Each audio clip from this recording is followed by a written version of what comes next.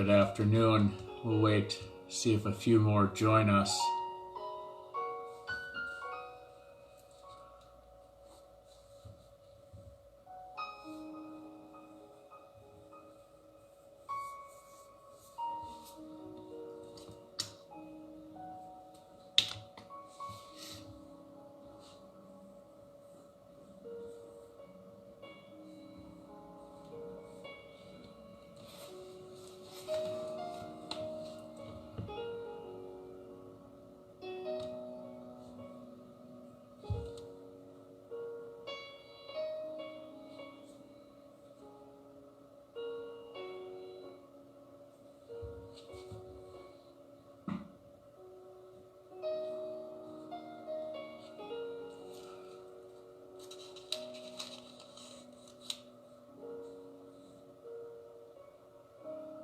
Well, good afternoon, everyone. I hope you are doing well today.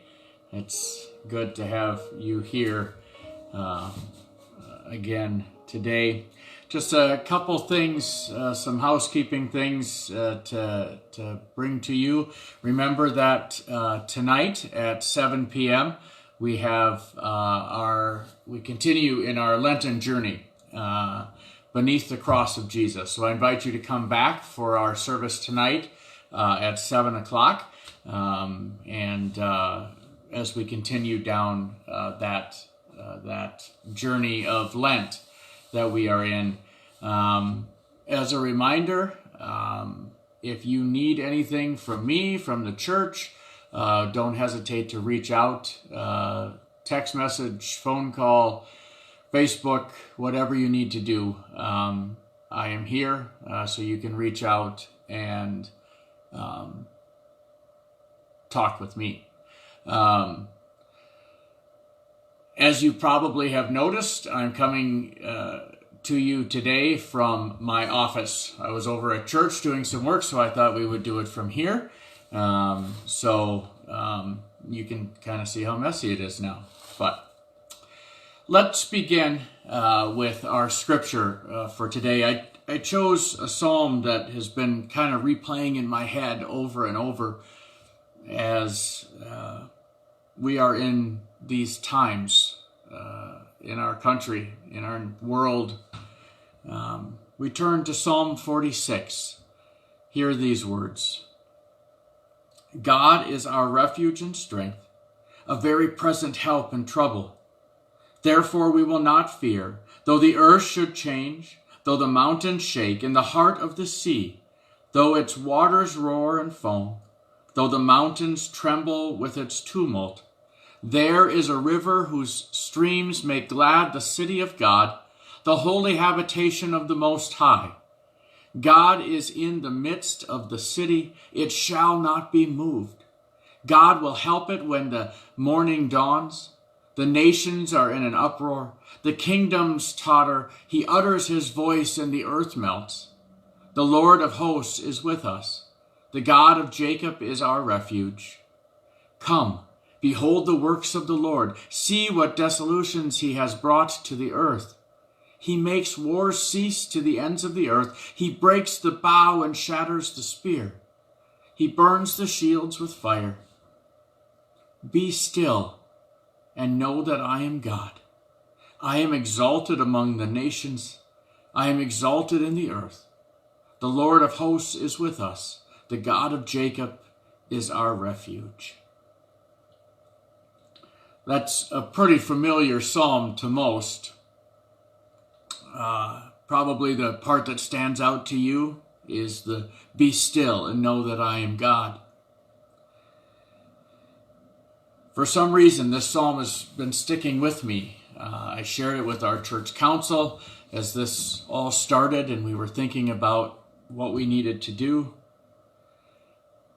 I wrote my newsletter article on it, but it's true. In all of this, our refuge, our strength in this time when we are uncertain about what is going on, we know that God is ever present. Sometimes we just need to take a moment and sit and listen. Not listen to what's going on around us, but listen to that voice of God. In that silence, we can hear him. We can feel his presence. We don't know what is going to happen in the days and weeks and months to come. But we do know this, that we have God, that we have Jesus, that he's been there through plagues and illnesses and wars, and he has always prevailed. And so you have to know that in your heart, that no matter what comes, God is there. That no matter what, in the trials of life, when we fear the most fear we've ever felt, when we feel like everything is falling down around us, remember those words, to just simply be still and know that I am God. We don't always have to go to him in anxiety, in fear. Sometimes we just need to be ever present with him. And so that's what I challenge you to do, is to be ever present with him. In these days of uncertain times, in these days where we are feeling alone, where we're feeling like we're never going to be able to go out again and things like that, we need to know that there will be an end and that God is ever present. He breaks down the walls. He shatters those things that need to be put away. And so again, to Psalm 46, God is our refuge and strength. Therefore we will not fear, though the earth should change, mountains shake, the waters roar and foam. He is our rock and our Redeemer. And that's the good news. That's the good news to you, that you can hear these words, that you can also hear the words that I love you, you are mine, I have called you by name. So take that in this chaos, in this anxiety. Know that he is still your God forever and ever. So be still and know that he is God. Should we pray?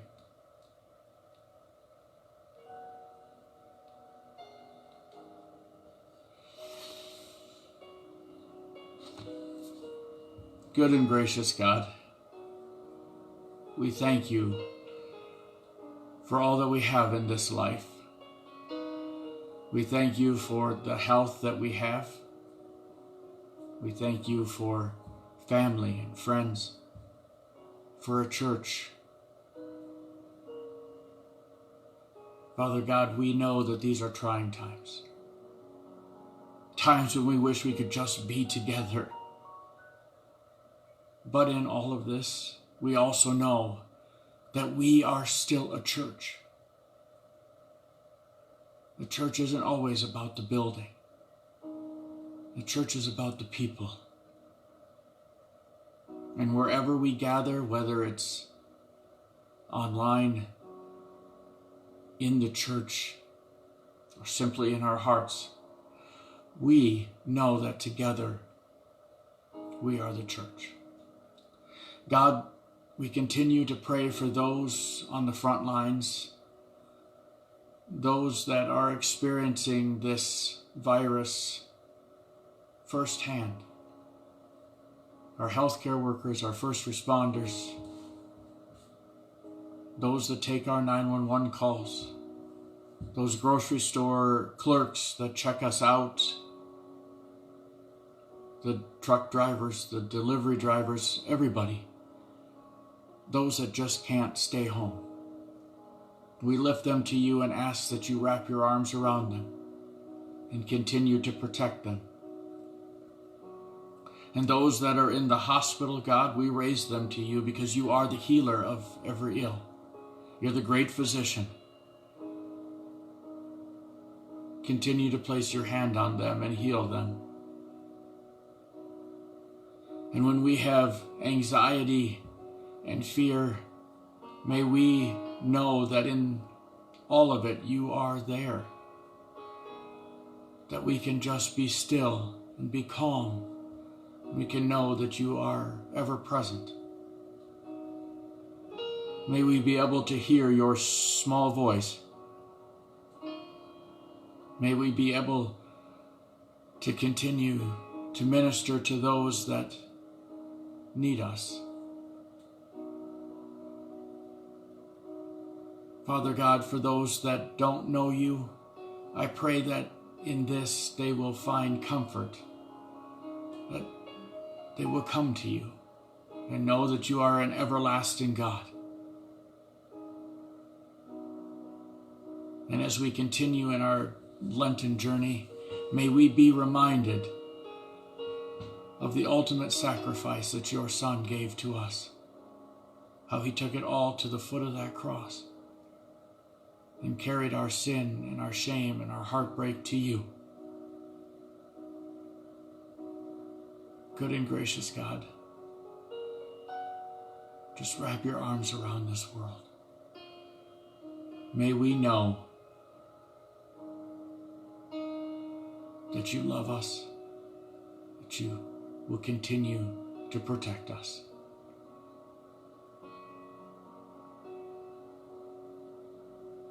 And in those times, God, where we don't know what to say to you, hear our hearts. All this we lay at the foot of the cross. We lay it there for Jesus, for you. Hear our prayers, hear our hearts, and be with us as we continue to be the church together. We ask this in Jesus' most holy name, who taught us to pray, saying, Our Father, who art in heaven, hallowed be thy name. Thy kingdom come, thy will be done, on earth as it is in heaven. Give us this day our daily bread, and forgive us our trespasses, as we forgive those who trespass against us. And lead us not into temptation, but deliver us from evil. For thine is the kingdom, and the power, and the glory, forever and ever. Amen. Well, thank you again for joining us, joining me. It's not really us, it's me, but it's all of you. And if you ever have a question you want to ask throughout this, I invite you to comment here so that others can see it, so that I can see it. And I hope that this time is a time for you to just be able to check in and say, I am with my church. I am with those that I care about, that care about me. So, God bless you in all that you do. Know that I am here for you, the church is here for you. And I look forward to seeing you again tomorrow. I look forward to seeing you again tonight as we come together for our Lenten worship. And as always, we'll be here on Sunday as well. 11 o'clock is when our service will be broadcast. And for those that are not on Facebook, I ask that you spread the word to them that we do have a YouTube channel where I put all these videos up on YouTube, so those that aren't on Facebook can go to them. So again, have a blessed day. Take care.